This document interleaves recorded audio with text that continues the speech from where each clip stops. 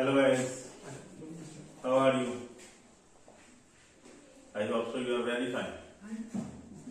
Now we are going to start with the new chapter, new concept of the plus 2, and this also chapter also comes in the syllabus, under the syllabus of BCom, BBA, BSc. Means to say accounts में सबसे best chapter है वाला accounts का. That is what cash flow statement. Cash flow statement, CFS. Cash flow statement. Cash flow statement is a very important topic in case of accounts. Account का सबसे important topic है cash flow statement. Plus 2 का चाहे Punjab board है, चाहे CBSE है, चाहे किसी भी कोई भी बोर्ड है, आईसीएसई है, इवन इन सीए इंटर में भी CFS is the most important topic for this syllabus. For this we have going to start with it. अब कैश फ्लो स्टेटमेंट में हमने क्या करना है, कैश फ्लो स्टेटमेंट क्या होती है उसकी आज हम क्या करेंगे, इसको इंट्रोडक्शन करेंगे. सबसे पहले कैश फ्लो स्टेटमेंट समझने से पहले, कैश फ्लो स्टेटमेंट स्टार्ट करने से पहले हमने सबसे पहले ये कवर करना है कि कैश फ्लो स्टेटमेंट होती क्या है. कैश फ्लो स्टेटमेंट किन कंपनी को बनानी चाहिए, किन फर्म को बनानी चाहिए, क्यों बनानी चाहिए. सबसे पहले हमारा जो हम फाइनेंशियल स्टेटमेंट तैयार करते हैं, ये तो सबने सुना होगा, कॉमर्स स्टूडेंट्स हो. सबसे पहले हम जो फाइनेंशियल स्टेटमेंट तैयार करते हैं, फाइनेंशियल स्टेटमेंट का मतलब है income statement and position statement. यानी कि हम इनकम स्टेटमेंट मींस उसे प्रॉफिट एंड लॉस अकाउंट तैयार करते हैं, नेक्स्ट बैलेंस शीट तैयार करते हैं. अब फाइनेंशियल स्टेटमेंट में हम जो इनकम स्टेटमेंट तैयार करते हैं यानी कि प्रॉफिट एंड लॉस अकाउंट, और नेक्स्ट वन हम क्या तैयार करते हैं, बैलेंस शीट बनाते हैं. ये दोनों जो स्टेटमेंट तैयार करते हैं ये हमें ये जो हिस्टोरिकल नेचर में एक्रूअल बेसिस पे, यानी कि ये दोनों स्टेटमेंट किस बेसिस पे बनती है, एक्रूअल बेसिस पे बनती है. कई बार क्या होता है कि हमने हमारी फर्म में या किसी कंपनी का according to these statements there is enough profit for them, उनके पास प्रॉफिट बहुत होता है पर they are not able to pay their liabilities. समझ तो पहले क्या है कि इनकम स्टेटमेंट में प्रॉफिट शो हो रहा है लेकिन कंपनी के पास एबिलिटी नहीं होती कि how to pay their creditors, how to pay their dates, how to pay there dividend.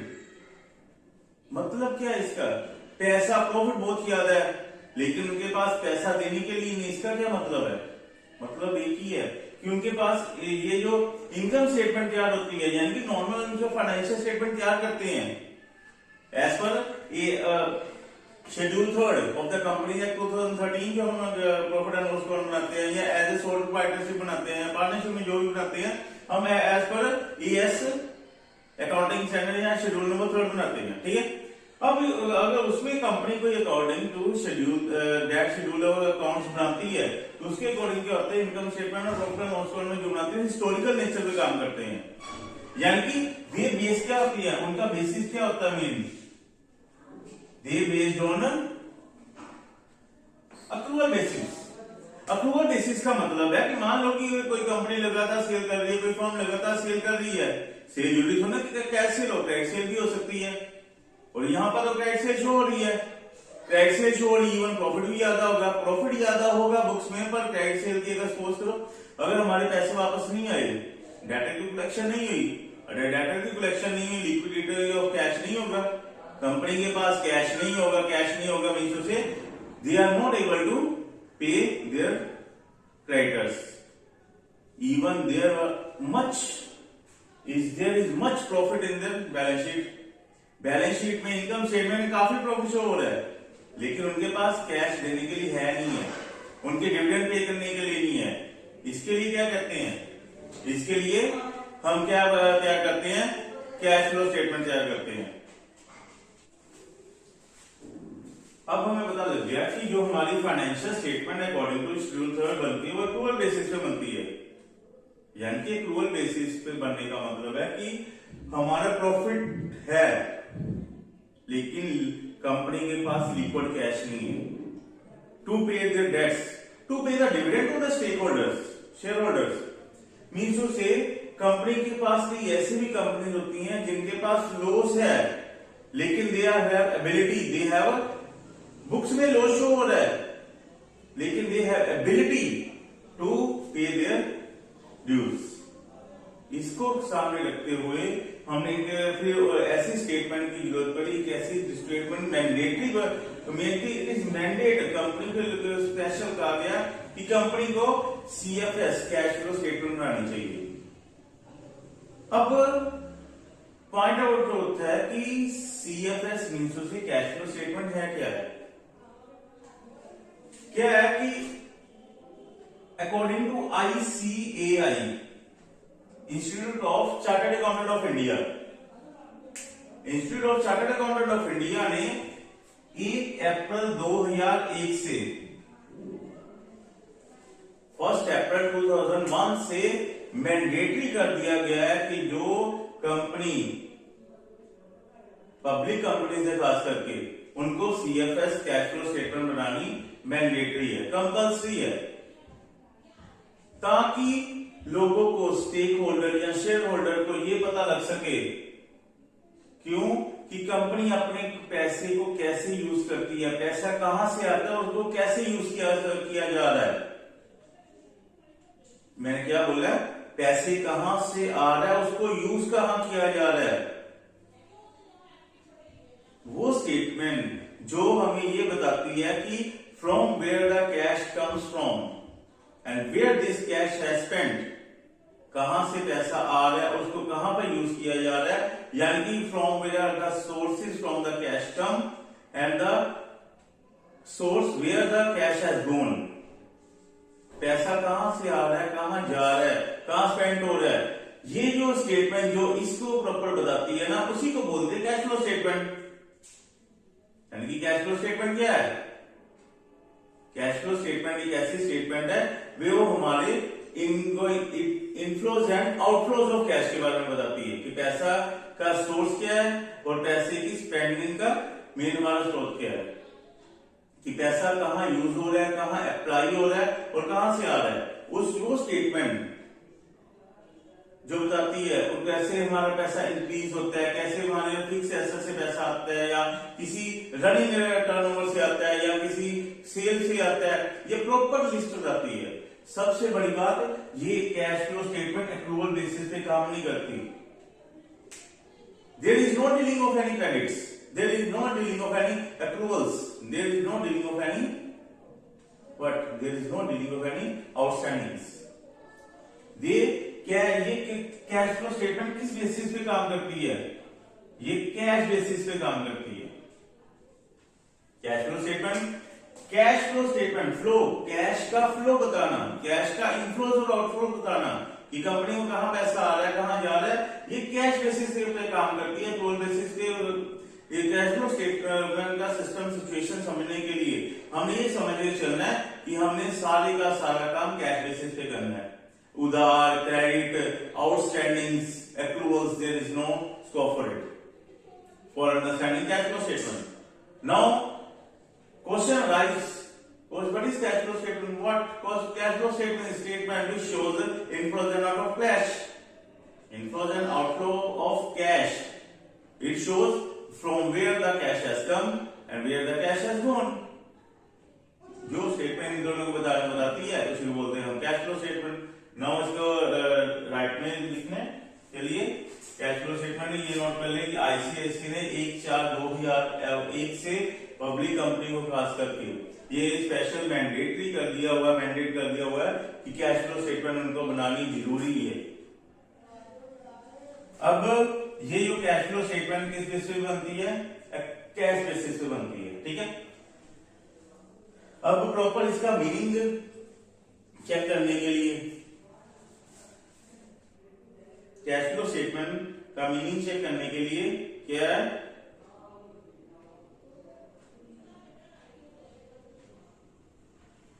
Now cash flow statement क्या कवर करती है?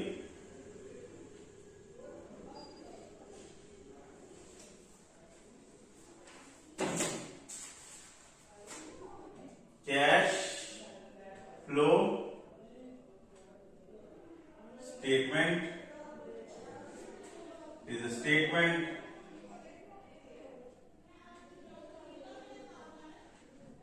which represents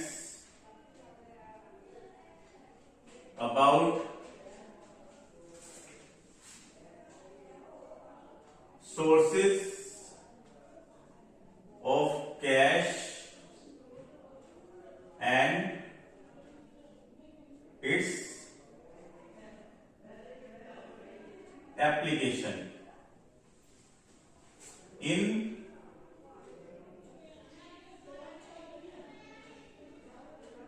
different activities of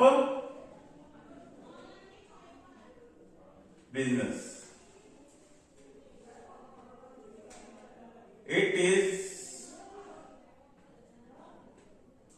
It represents, it shows from where has cash come and where it has been spent. From where the cash has come and from where it has been spent. Cash कहां आ रहा है और कहां use हो रहा है, और it is made on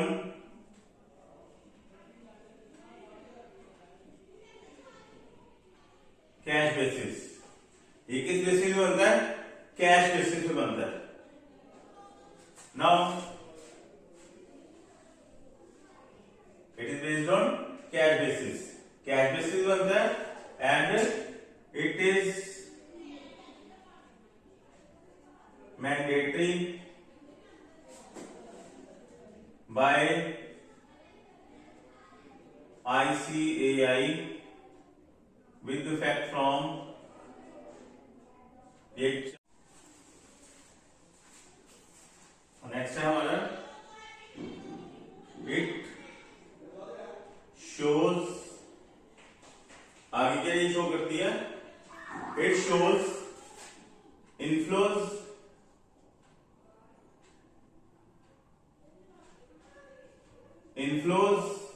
and outflow for cash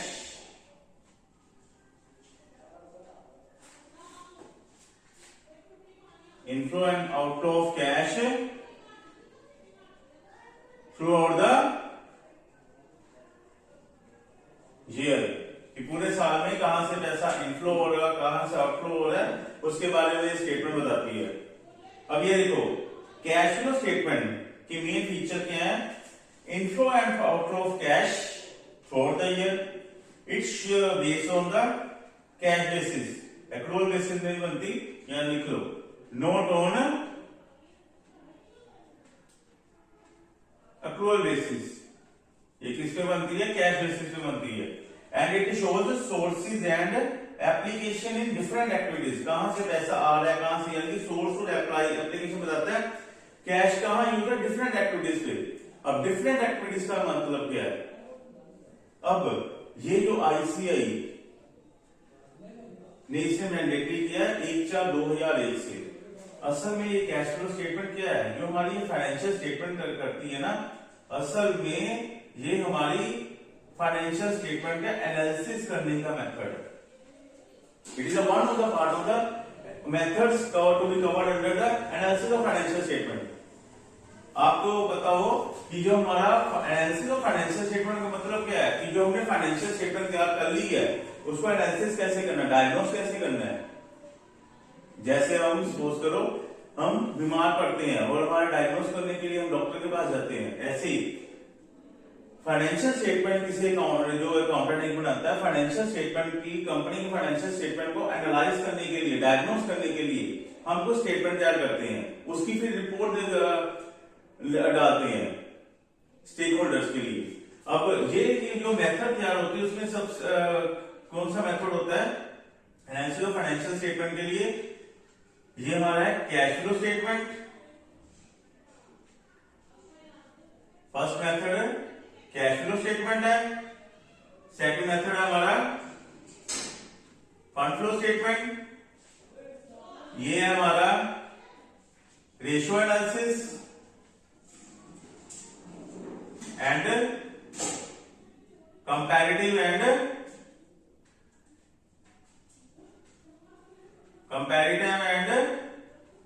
common size statements, financial statements. ये जो हमारी है ये हमारी एनालिसिस है, यानी कि कैश फ्लो स्टेटमेंट हमारी फाइनेंशियल स्टेटमेंट को एनालिसिस के लिए जो मेथड यूज होती है, जो मैंडेटरी है, उन्हीं का एक पार्ट है जो हमने आज कवर किया है। ठीक है, आज हमने जो कवर किया इंट्रोडक्शन और कैश फ्लो स्टेटमेंट का मीनिंग और फीचर, और ये कहां से इसके एनालिसिस का बताया। इसकी जो सिंगल के लेक्चर है ये हमारे जो अकॉर्डिंग टू +2 के अकॉर्डिंग बताऊं तो ये हमारा +2 का पार्ट है। ये जो फंड फ्लो स्टेटमेंट है, फंड फ्लो स्टेटमेंट आपको आगे बीकॉम और बीबीए में तो यूज होगी, ये अभी आएगी यूज। ठीक है, अब नेक्स्ट जो पोर्शन है इस चैप्टर का आगे करेंगे नेक्स्ट लेक्चर में। Till then take care. अब जाने से पहले एक आपको रिक्वेस्ट है कि आप चैनल को अगर नहीं है तो सब्सक्राइब कर दें और इसको खूब से लाइक करें और शेयर करें ताकि आपको प्रॉपर वीडियो की नोटिफिकेशन आगे मिलती रहे। ठीक है, ओके, बाय, थैंक यू।